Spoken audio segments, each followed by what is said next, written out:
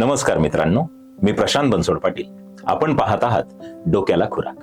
आज मी आपल्यासमोर एक सत्यकथा मांडणार आहे. कथेची नायिका आहे रिहा बुलोच. वय फक्त 11 वर्ष, देश फिलिपाईन्स. एका अत्यंत हलाखीची परिस्थिती असणाऱ्या कुटुंबातील एक मुलगी म्हणजे रिहा.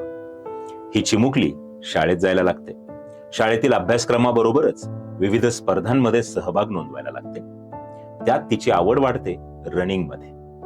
रनिंगसाठी रनिंगचे विशेष शूज हवेत, म्हणून मुलीची गेली 2 वर्ष बापाकडे एकच भुणभुण, डॅडी मला रनिंगचे शूज आणा. डॅडीचे नाईलाजास्तव हतबल होऊन एकच उत्तर, सध्या शक्य नाही, परवडत नाही, नंतर बघू. म्हणता म्हणता शाळेतल्या स्पर्धा संपल्या, राज्यातल्या स्पर्धा संपल्या, देशव्यापी शालेय स्पर्धा जवळ आल्या. रिहा फायनल राऊंडला पोहोचली.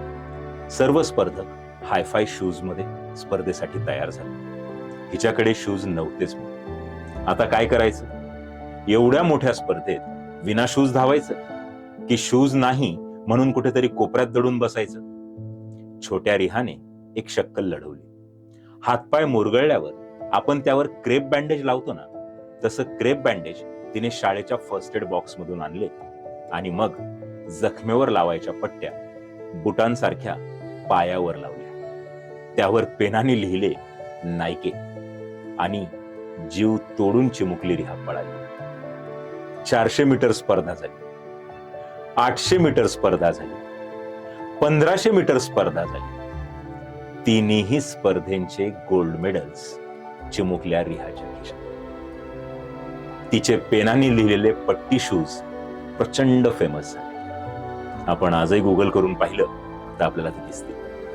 इतके फेमस झाले की नायके कंपनीने दखल आणि तिला उत्तम रनिंग शूज तर पाठवलेच, सोबतच चक्क तिचा पूर्ण खर्च कायमस्वरूपी करण्याची तयारीही दर्शवली. परफॉर्मन्स डोक्यात असावा लागतो, शूज मध्ये नाही.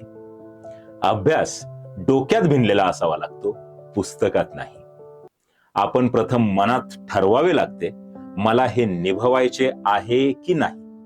नाहीतर हजारो रुपयांचे बुट आणले की प्रॅक्टिस सुरू करण्याचा निश्चय करणारे, लाखो रुपयांचे क्लासेस लावले की मग अभ्यास सुरू करणारे, अगोदर महागडा वजन काटा आणून मग डायटिंग सुरू करण्याचा निश्चय करणारे, हजारो रुपयांची इक्विपमेंट्स विकत घेऊन व्यायाम सुरू करण्याचा पोकळ निश्चय करणारे महामेरू आपण नेहमी बघत असतो. ध्येयावर पक्की नजर असणाऱ्यांना साधनांचा अभाव कधीच जाणवत नाही आणि बहुतेक वेळा ज्यांच्याकडे साधनांची खूप सुबत्ता असते त्यांना ध्येय गाठण्याची फार गरजच वाटत नाही. आपण आपल्या मुलांना साधनांचे गुलाम बनवण्यापेक्षा रिहा बुलोच सारखे दुर्दम्य इच्छाशक्तीचे धनी बनविल्यास संपूर्ण जग त्यांच्या कर्तृत्वाला सलाम केल्याशिवाय राहणार नाही.